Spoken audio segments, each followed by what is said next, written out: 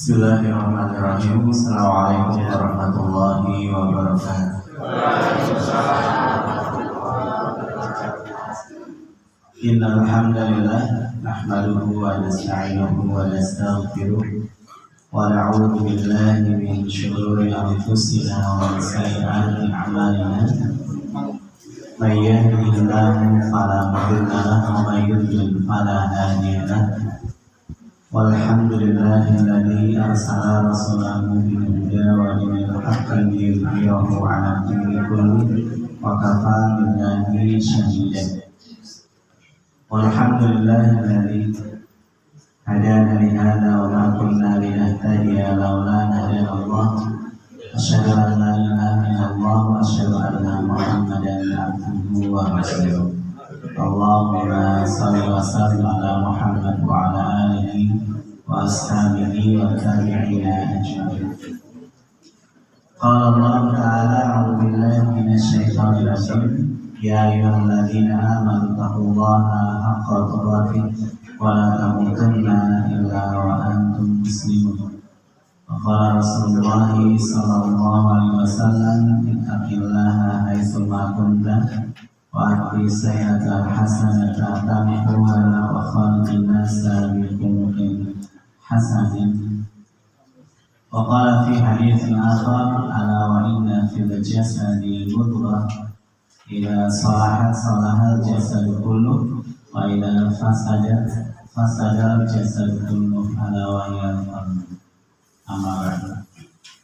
Bapak-bapak, ibu-ibu muslimin muslimat, mukmin mukminat, salihin salihat rahimahullah. Pada kesempatan malam hari ini kembali kita bersyukur pada Allah SWT yang senantiasa memberikan banyak nikmat, baik nikmat iman, Islam, juga kesehatan, sehingga alhamdulillah panjenengan semua terawuh dalam agenda kita Talabul Ilmi kajian majelis taklim ini. Mudah-mudahan langkah-langkah hati kita, yang baik hati-hati kita dan amalan kita ini mendapatkan pahala, rahmat dan ridha Allah SWT. Amin. Salawat salam untuk Nabi Muhammad sallallahu alaihi wasallam, sahabat pengajar kita semuanya. Beliau juga yang insyaallah kita tunggu syafaatnya di hari kiamat. Mudah-mudahan kita semuanya mendapatkan syafaat beliau. Amin. Bagaimana kalian Bapak Ibu sekalian, sehat?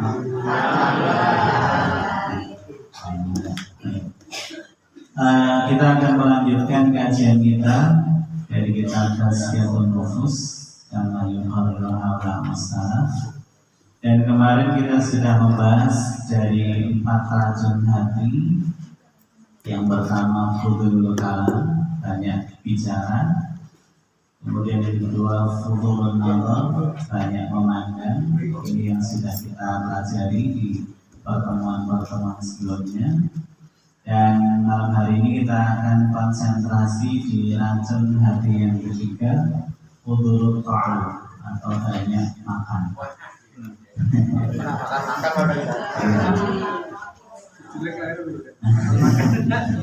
Judulnya begitu, salah ya. Sesuai dengan urutan judulnya fudul ta'am, banyak makan. Terus pertemuan yang berikutnya fudul mukhalafah, banyak pergaulan. Bapak Ibu semuanya rahimahumullah, tentu makan merupakan aktivitas yang mudah, yang boleh saja membunuh. Bahkan untuk menumbuhkan semangat kita butuh makan. Ada sarapan, ada makan siang, ada makan malam.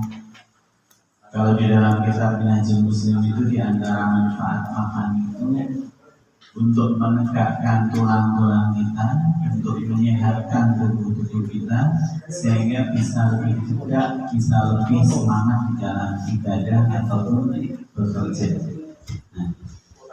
Tapi yang akan kita bahas pada malam hari ini adalah banyak makan. Di sini disebutkan illatul ta'ami tujibu riqatal qalb wa quwwatal fahmi wa kisar nafsi wa dhafal hawa wal qalb. Fakathratu ta'am tujibu didda dzalik. Di terjemahan banyak dan di terjemahan sama. Sedikit makan akan membuahkan kelembutan hati, membuahkan juga kuatnya kefahaman, menghancurkan hawa nafsu, melemahkan hawa nafsu dan kemarahan. Bapak Ibu rahimahullah, kalau misalnya sedikit makan, kita melihat contoh yang paling mudah. Sedikit makan itu akan membuat riqatul qalb atau kelembutan hati ada pada diri orang yang berpuasa. Dan puasa itu Masya Allah kalau dilihat dari banyak sisi, dari sisi aspek ruhiyah, dari sisi kesehatan, dari sisi sosial kemasyarakatan, banyak sekali manfaatnya. Adapun untuk hati, orang yang sedikit makan, itu hatinya jadi lembut, mudah tersentuh, mudah terharu, mudah peduli terhadap orang lain. Kemudian juga di sini disebutkan akan menumbuhkan kuatul faham, pemahaman terhadap sesuatu ini jadi kuat. Nah, Bapak Ibu bisa melihat kalau misalnya ada istilah sarapan.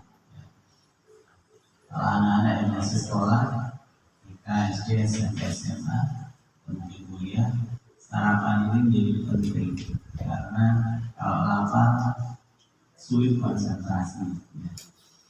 Tapi yang namanya sarapan kalau dalam bahasa Inggris disebut istilah breakfast, ya, makan yang cepat.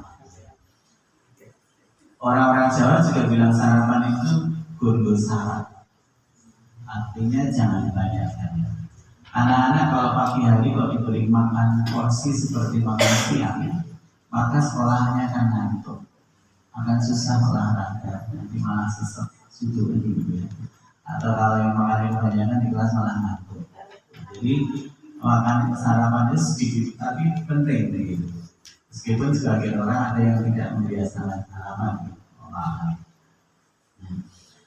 kemudian kalau di sini disebutkan juga akan inkisar nafas, akan bisa menghancurkan atau merobohkan hawa nafsu, wadhaful hawa wal ghadab, dan juga akan melemahkan diri ketika ada kemarahan.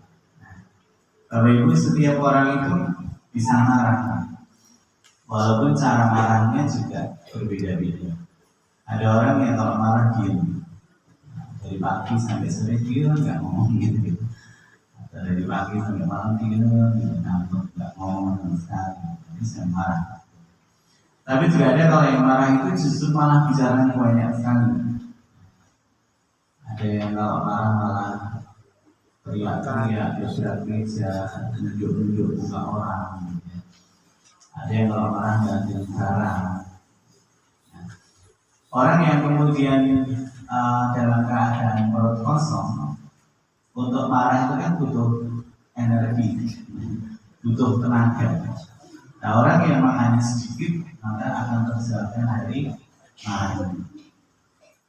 Kemudian sebenarnya Rasulullah SAW sendiri telah memberikan contoh bagaimana porsi makan. Di kitab Panjang juga sudah ada. Anil Miqdam ibni Ma'di Yadrib qala sami'tu Rasulullah sallallahu alaihi wasallam yaqulu ma mala'a Adam ri'an syarran min batnihi bihasbi ibni Adam luqaimatin yudminna sulbahu fa in kana la mahalata fa sulusun li ta'amihi sulusun li syarabihi sulusun li nafsihi. Rawahu Ahmad wa Tirmidzi wa qala hasan. Dari Miqdam ibni Ma'di Yadrib berkata, saya telah mendengar Rasulullah SAW bersabda, Ma'amala Adam wi'aan syarran min batni. Tidak ada tempat dari Ibnu Adam manusia yang lebih buruk dipenuhinya kecuali perutnya. Fi hasbi Ibnu Adam nuqaimat yudminna sultan. Sebenarnya sudah cukup untuk anak Adam, untuk manusia beberapa suap saja yang bisa membuat tulang rusuknya berdiri, bisa bergerak saja. Faikana la mahalata, seandainya itu tidak cukup, maka sulusun li ta'amihi, sepertiga untuk makanannya, sulusun li syarabihi, sepertiga untuk minumannya, sulusun li nafsihi, sepertiga untuk nafas. Nah, jadi misalnya perut itu dibagi jadi tiga begitu, sepertiga untuk makanan, sepertiga lagi untuk minuman, sepertiga untuk nafas, untuk udara. Nah, bapak-bapak ibu rahimahumullah, bagi kita-kita yang umurnya sudah 40 ke atas, 50 ke atas, apalagi 60 ke atas, sebenarnya sudah tidak ada apa istilahnya usia yang berat terhadap jumlah persilangan. Tapi kalau anak-anak remaja 13 tahun sampai 20 tahun sampai 22 tahun itu sedang banyak-banyaknya. Orang Jawa bilang sedang semekur. Gunung launya tidak kirim. Jadi misalnya siang sudah makan siang banyak sekali, ada nasi, ada es teh, ada apa, nanti sore masih makan lagi, malam masih makan lagi. Kalau anak-anak remaja memang masih masa pertumbuhan. Nah, kalau kita ini tumbuh sampai tumbuh ke depan terusnya. Kalau pola alam ya, kalau secara teori umur-umur mulai sedikit berkurang ya. Misalnya umur 20 sampai 30 itu katanya umur yang sedang fisik itu benar-benar sekuat-kuatnya. Makanya dulu ada yang bilang kalau ada seleksi di kepolisian, TNI umur 20-30 itu badan sedang produksi. Kemudian umur 30-40 juga masih semangat makannya, walaupun nggak semangat umur 20-an. Tapi kalau sudah mulai 40 itu sudah mulai berkurang porsi makannya. Maka Ustaz Dr. Syafiq Riza Basalam itu mendikung orang yang sudah umur 40 tahun atau memasuki usia 40 tahun itu makannya sudah nggak pakai lidah, tapi pakai otak. Dipikir, oh ini menimbulkan kolesterol, ini menimbulkan asam urat, ini menimbulkan asam lambung. Sudah mulai menghindari hal-hal yang putih, kayak gula pasir, tepung, garam, beras putih. Ini sudah mulai lebih menjaga kesehatan, kata beliau. Maka umur 40 tahun juga sebenarnya harus serius juga dalam masalah persiapan menuju kematiannya. Jadi kata Ustaz Dr. Syafiq Riza Basalam, kalau kita lihat di hadis ini sebenarnya sudah dikasih porsi, dikasih aturan Rasulullah itu seperti makanan, seperti minum, seperti nafas. Bapak Ibu rahimahullah, saya barangkali pernah matur di kesempatan yang lain. Kalau dulu di Madinah, di Madinah itu Rasulullah SAW pernah mengundang seorang tabib Yahudi atau dokter yang dari kaum Yahudi. Tapi selama 2 tahun ini diundang untuk menempati di Madinah untuk berobat muslimin-muslimat yang sakit. Ternyata jarang yang sakit. Kemudian ada asar, ada perkataan bukan hadis, tapi ada yang mengatakan dari sahabat Nabi menyebutkan nahnu qaumun la na'kulu qabla al-ju'i wa idza akalna la nashba. Kami adalah suatu kaum yang tidak akan makan kecuali sudah datang rasa lapar yang sebenarnya, Dan kalau kami makan tidak sampai kekenyangan. Nah, Bapak Ibu misalnya makan ya, makan itu kalau kita dalam keadaan lapar semuanya jadi enak.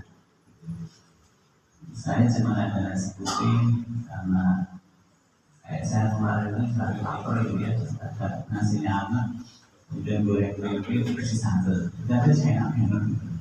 Ya Allah, ya hilang-hilang. Tapi kalau sudah ada isinya, perutnya ada isinya, mau hasrat makan lagi itu kan gak enak. Makanya satu Marmina Syamila kemarin saya mendengarkan di YouTube itu, kenikmatan orang makan itu, misalnya ada beli semangkok soto, ya. Mangkok pertama nikmat sekali. Kalau tambah satu mangkok lagi mungkin masih terasa enak walaupun enggak senikmat yang pertama nih. Kemudian kalau ditambah mangkok yang ketiga sudah nggak mau lagi, karena sudah nggak enak, sudah penuh gitu. Nah, asal di kaum Madinah yang jarang sakit itu, mereka adalah makan itu kalau benar-benar sudah datang rasa lapar. Kemudian kalau sudah lapar terus makan itu nggak sampai kekenyangan. Makanya ada istilah asy'arul mufrid, kekenyangan yang sampai memberatkan.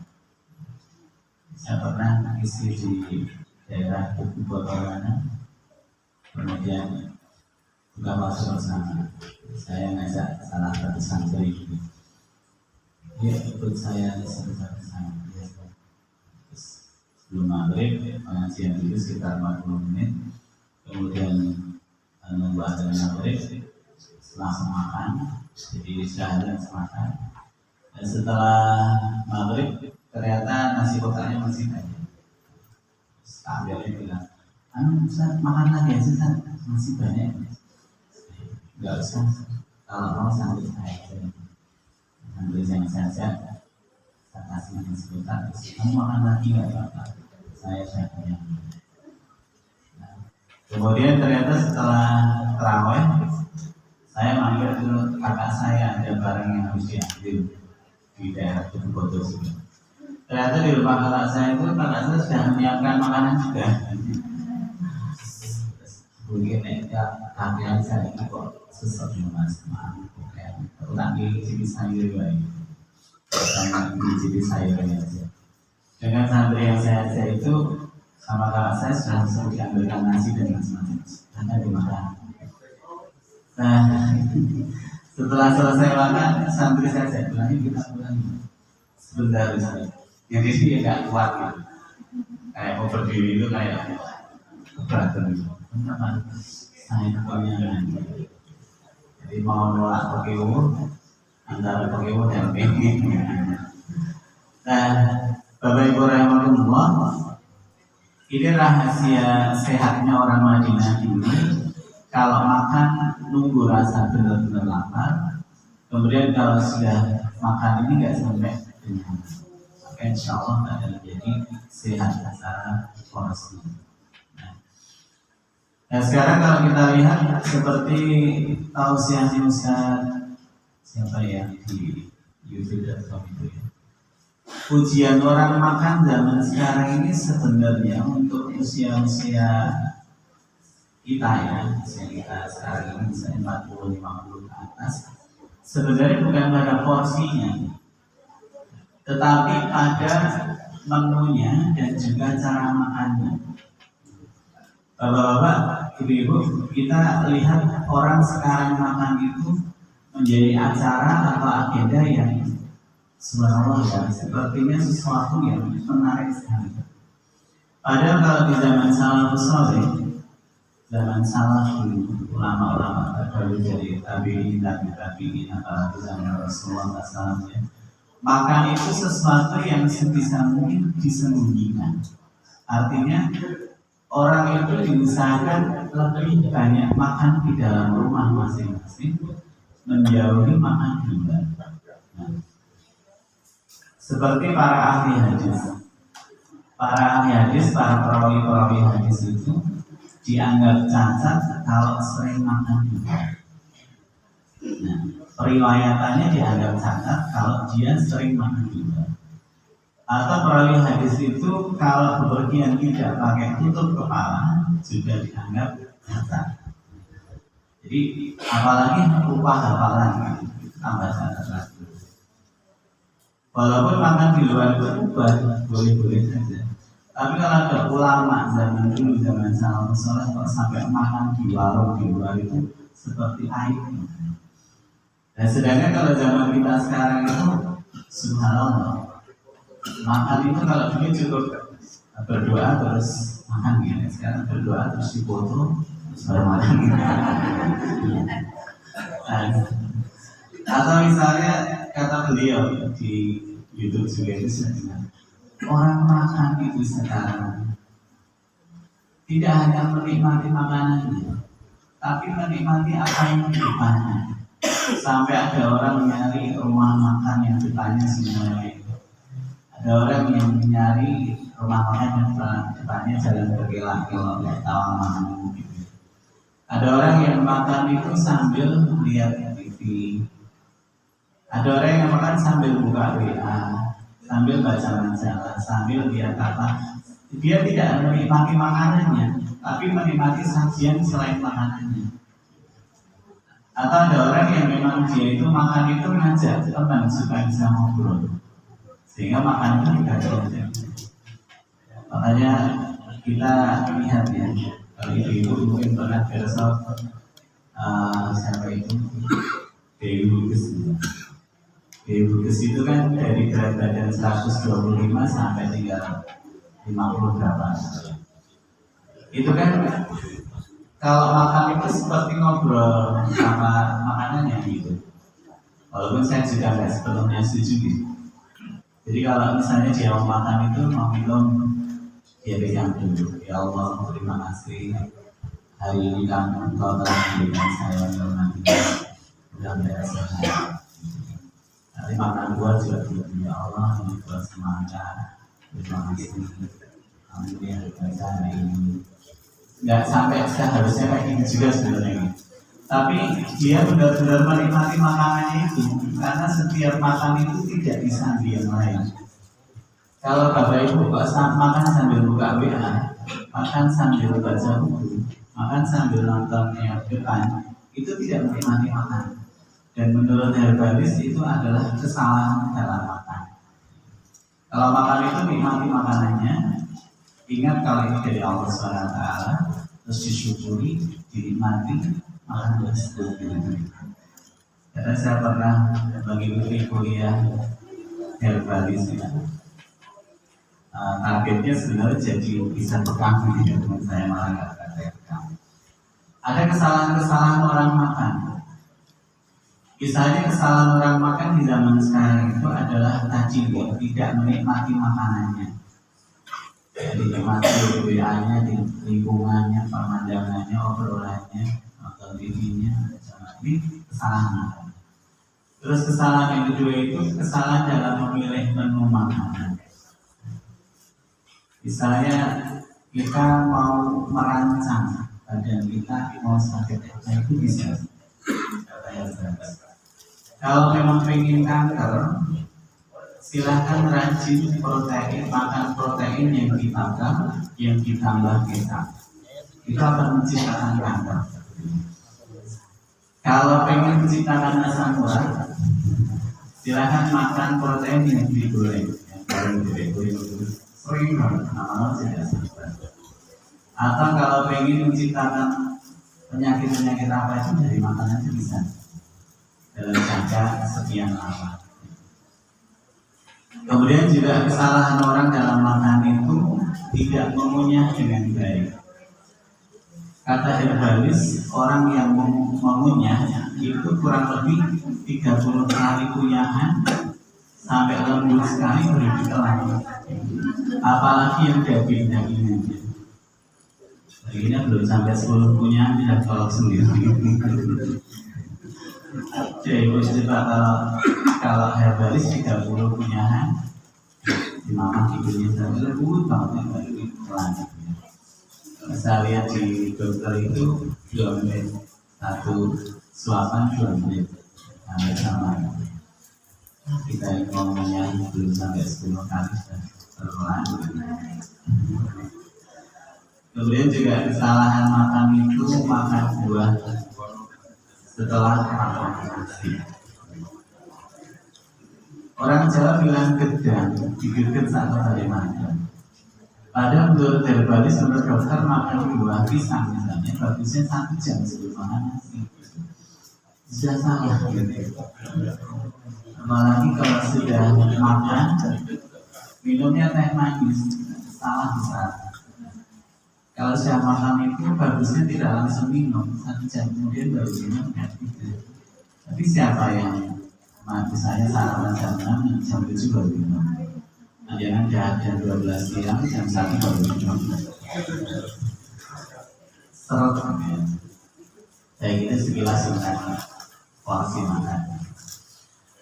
Wa fudulu ta'ami da'un ila anwa'in kasiratin minasyarri.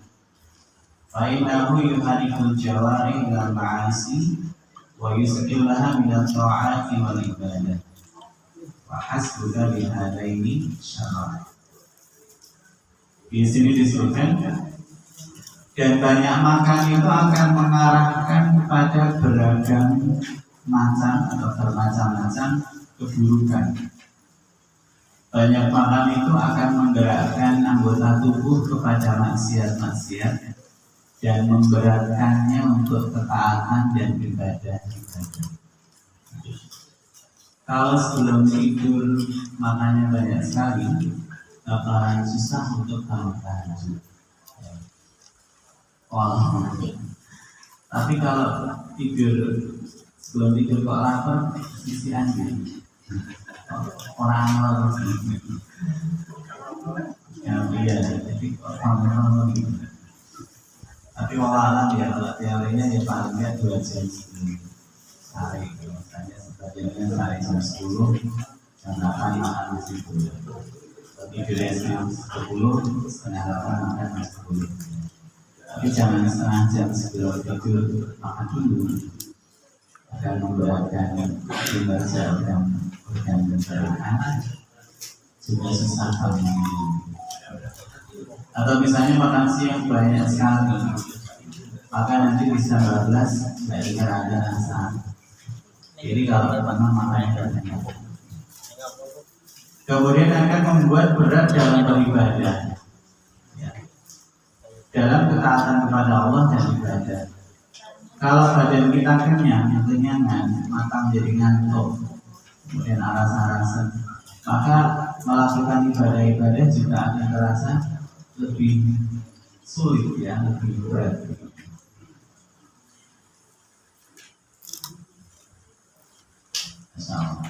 Maka sebisa mungkin dijauhkan dari yang namanya kekenyangan dan banyak makan.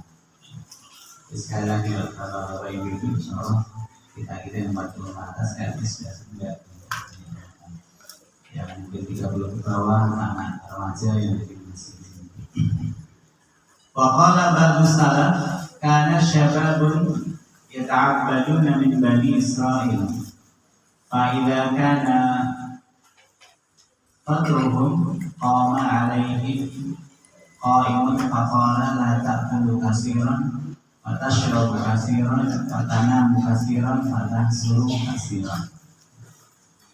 Sebagian salaf berkata, kalau ada para pemuda yang mereka ta'abbud, berpuasa sambil berkhalwah, berdua dengan Tuhannya, dari kalangan Bani Israil, maka salah seorang di antara mereka ketika ada makanan yang akan disantap, salah satu di antara mereka berdiri dan berkata, la ta'kulu katsiran, janganlah kalian banyak makan.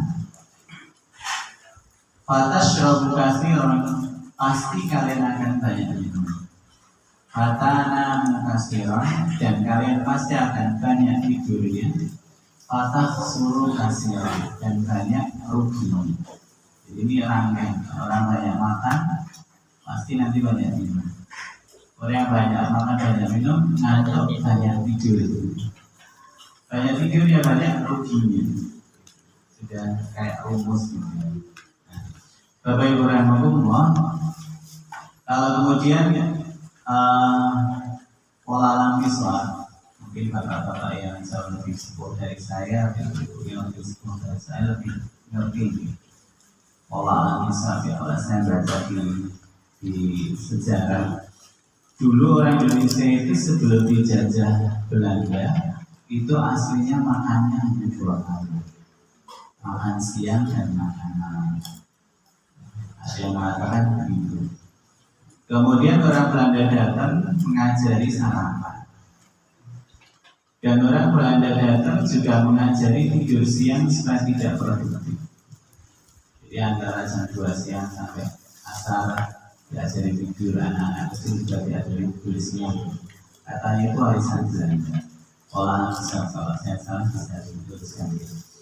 Tapi sebenarnya kalaupun makan 2 kali sehari, siang dan malam, ada yang mengatakan malamnya habis maghrib, siangnya sebelum zuhur. Tapi kemudian dirubah menjadi ada 3, ada sarapan, ada makan siang, ada makan malam. Bahkan sekarang ini ada anjuran dari medis jam 10 pagi untuk bisa makan potongan buah atau snack supaya belajar masih semangat, yang bekerja juga tambah tenaganya.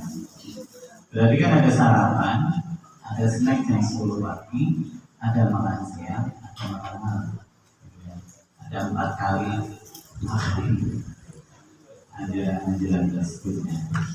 Allah alam. Nah, kalau kemudian bagaimana tentang makan ini, Bapak Ibu rahimahumullah, ada sikap yang baik dari para ulama akidah Ahlussunnah wal Jamaah. Kalau kita punya sikap pertengahan, kita nggak boleh berlebih-lebihan dalam makan, tapi juga nggak boleh berlebih-lebihan dalam menjauhi makanan. Misalnya begini, di dalam kitab Tulisan Tasawuf Ustaz Abu Umar Bashir, beliau dari Sidoarjo ya, menulisnya ada kitab Tulisan Tasawuf. Itu saya beli masih kuliah. Jadi orang-orang sufi, orang-orang tasawuf itu menjauhkan diri dari makanan dan pakaian, sehingga mereka hanya sedikit sekali makannya. Ada yang hanya makan sebuah roti, 1 roti sehari semalam cuma 1 roti, kemudian hanya minum segelas air putih. Karena menurut mereka makanan, minuman, kendaraan, berpiknik, rekreasi itu hal-hal yang bersifat duniawi yang harus dihindari sejauh-jauh. Termasuk masalah pakaian, sebagian orang tasawuf, orang sufi cuma punya 2 pakaian. Yang satu dicuci, yang satu dipakai. Atau punya 3 pakaian. Bapak-bapak punya baju nanti berapa? 12. Ibu-ibu punya baju dan 19. Nah, kalau orang sufi itu orang tasawuf yang kebablasan dalam artian terlalu berlebih-lebihan dalam berkhidmat, makanya hanya sepotong roti sehari semalam, jangan diminum segelas air putih sehari semalam. Ini berlebih-lebihan yang keliru. Iya, selalu memang. Bahkan punya pakaian cuma 2, punya 3. Betapa repotnya kalau kebutuhan pakaian cuma 2. Saya mengisi pengajian sore ini, besok pakai yang lagi. Dikira sama jamannya rusak, kira di kalian masih mencubikan. Nah, ini terlalu berhemat-hemat. Ada juga mereka yang nggak mau nikah karena nikah itu mengganggu ibadah kepada Allah, seperti Rabi'ah dan Jariyah itu kan tokoh sufi yang kontroversi. Dia rajin sekali ibadahnya, tapi dia nggak mau nikah karena sangat mencintai Allah. Tetapi kita juga nggak boleh berlebih-lebihan dalam makan. Ya, makan pagi harus enak, siang harus enak, malam harus enak, dan sore masih mengelak teh sama digoreng. Dan 10 tadi makan 2, nanti makan terus ya. apalagi porsinya tadi ini juga berlebih-lebihan. Sehingga dalam akidah itu khairul umuri awsatuha, sebaik-baik urusan itu pertengahannya. Jangan sampai mungkin punya pakaian terlalu sedikit jumlahnya. Misalnya saya ngisi kemudian nanti di insert atau di tengering gitu. Mesti kayak sawi gue mesti pakaian gue akhirnya kan jamaahnya melasak gitu. Hasilnya bisa sedikitkan nanti belahan aja. Ada bapak ibu tahu ya pakaian saya itu hanya gitu. Nah atau misalnya tadi berlebihan dalam berhemat ini dilarang, apalagi sampai lapar sekali. Saya pernah punya teman, kemudian beliau ketemu orang di Yogyakarta, mau kemana? Mau ke Sragen. Kok nenggak Wisma, bukan istirahat. Saya ke Sragen jalan kaki, karena naik bis itu naik udara itu hal yang duniawi. Jadi saya terus teman saya bilang, dari sini ke Sragen jalan butuh berapa jam? Dapat jalan sini Sragen 4 jam, naik bis cuma setengah jam. Bukannya lebih hebat naik bis. Jadi kadang masih ada orang-orang tasawuf ahli sufi yang berlebih-lebihannya sangat. Walaupun yang itu tasawuf tapi pakaiannya masih bagus, makan di hari sudah ada juga. Jadi kita nggak boleh menghukumi langsung yang untuk tasawuf berarti sesat, berarti berlebihan. Tapi memang di antara ajaran mereka itu bagaimana meninggalkan hal-hal yang bersifat duniawi sehingga hematnya terlalu berlebihan. Bapak Ibu Sarwatirahmatullah, kemudian di sini disebutkan juga dari hadis dari Aisyah. An Aisyah radhiyallahu anha qalat ma syabi'a al-Muhammadin sallallahu alaihi wasallam mundu qariman Madinah min khubzin barin salah layalin tabaan hatta qabr hatta qubir. Aisyah berkata, tidak pernah keluarga Nabi Muhammad SAW itu kenyang sejak datang ke Madinah dari makan roti gandum 3 hari 3 malam berturut-turut sampai qamar.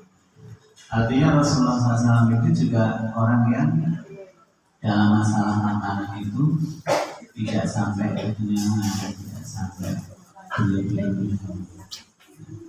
Tapi kadang memang jadi perenungan tersendiri ya Bapak-Bapak. Kita yang sekarang ini umur 40-50 itu barangkali zaman dulu merasakan sekali kalau namanya makan zaman dulu itu jarang sekali kita makan daging-daging. Tapi sekali makan daging kayak enak. Saya ingat ketika saya masih TK atau SD, bapak saya kalau ada acara berjanji atau makan ikan atau di kampung ada kenduri gitu, kita nunggu malam nonton dunia jalan berita sampai setengah 10 beliau berbundur 10 kurang seperempat berbundur jam 10 berbundur itu baru seberkat seberkat ada telur satu itu dibelah jadi 8.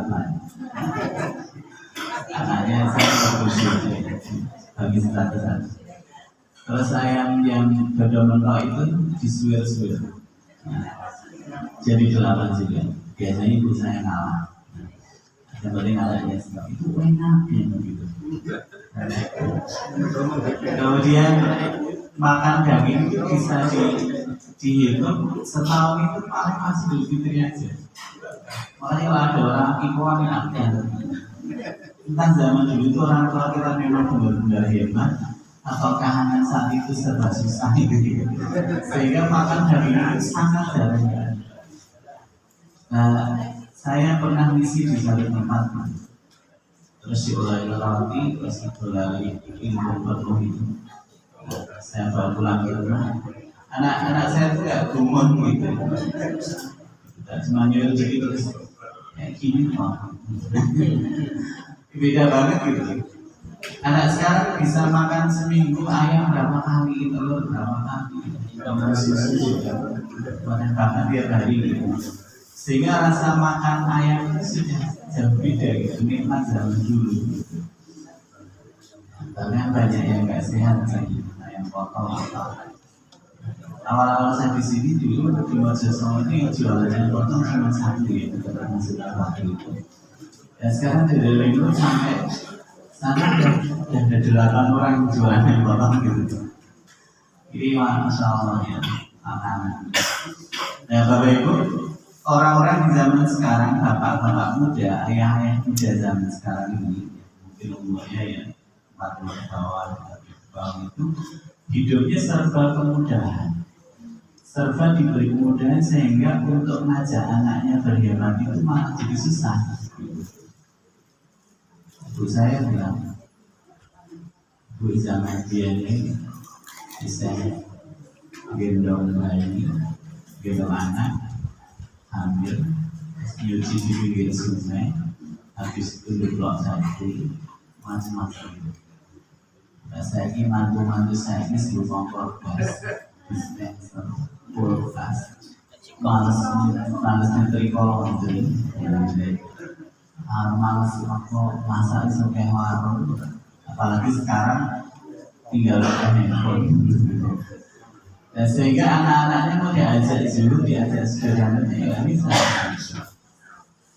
Gimana mau sederhana, semua makanan tersaji. Tapi Bapak Ibu, PR kita atau panjenengan yang sudah lebih sepuh dari saya, yang sudah punya cucu, memang anak-anak itu harus kita ajari kesederhanaan. Meskipun zaman sekarang semuanya mudah. Misalnya tanggung jawab makan harus dihabiskan sampai selesai. Jadi anak-anak itu dikasih tahu kalau makan harus dihabiskan. Rasulullah bilang seperti ini. Ayat Al-Quran menyuruh agak bagian. Kadang-kadang kalau susah gitu juga saya bilang, kalian makan nggak dihabiskan. Anak-anak di Palestina itu, orang di Palestina itu sampai susah dan makan, nggak makan kembali sampai makan rumput, sampai mantri atau bingung, sangat dibuang-buang. Biasanya terus mandul gitu, atau kalau biar nggak tercecer saya yang bilang tidak anak langsung seperti itu. Olah itu. Bapak Ibu Assalamualaikum, di tulisan yang terakhir disebutkan ada qala Ibrahim ibni Adham man dhaqqa batnahu wa batadina wa man malaka ju'ahu malaka al-akhlaq as-salih. Fa'inna ma'asiyatallahi ba'idatun minal ju'i minal ja'i qaribatan syu'ban syab'an. Ibrahim bin Adham berkata, barang siapa yang menjamin atau memelihara perutnya, maka dia menjamin agamanya. Barang siapa yang menguasai rasa laparnya, barang siapa yang rasa lapar menguasainya, maka dia akan memiliki akhlak yang saleh. Karena sesungguhnya maksiat Allah jauh dari orang yang lapar, dekat dengan orang yang terkenyang. Jadi bisa mungkin memang belajar untuk kita sampaikan kepada anak-anak kita, kepada cucu kita, kepada keluarga kita, agar menjauhi dari kekenyangan. Kemudian berusaha untuk tidak menjadikan makanan minuman itu sesuatu yang hobi. Hobinya misalkan kuliner, makanan.